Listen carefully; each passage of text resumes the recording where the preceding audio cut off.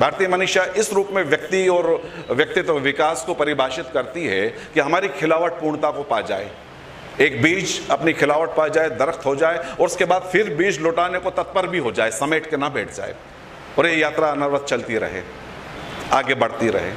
ये भारतीय मनीषा में व्यक्तित्व विकास की परिभाषा है।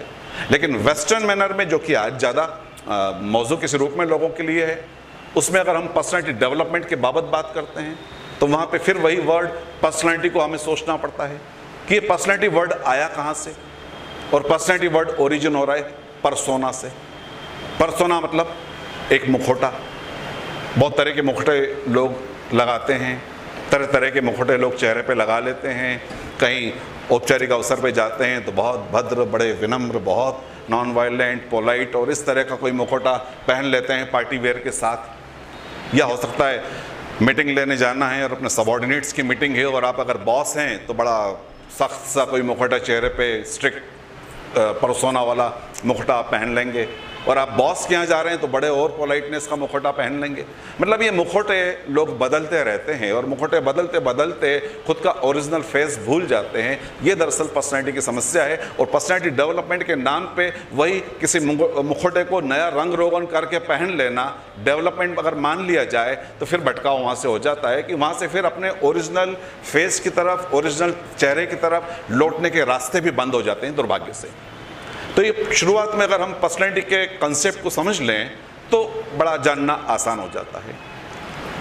हमारा व्यक्तित्व क्या है, हमारा मूल स्वभाव क्या है, हम क्या व्यक्त होने को, अभिव्यक्त होने को आए हैं। इस कायनात में कुछ भी ज़ाया नहीं है, हर चीज़ का अपना कारण है, हर बीज एक संभावना लेके आया है। हमारी संभावना क्या है, अगर वो हम जान लेते हैं तो हमारे आगे बढ़ने के रास्ते शुरू हो जाते हैं। तो सवाल ये है कि ये जाना कैसे जाए। वेस्टर्न माइथोलॉजी में इसे पर्सनैलिटी एनालिसिस और पर्सनैलिटी टेस्ट के रूप में देखा जा रहा है। इंडियन माइथोलॉजी में इसे स्वधर्म के रूप में श्रीमद् भगवद गीता में कहा गया है। परधर्म भयावह। स्वधर्म, स्वधर्म मतलब हम खुद, हमारा पर्सनैलिटी टाइप क्या है, हम किस चीज़ के लिए बने हैं।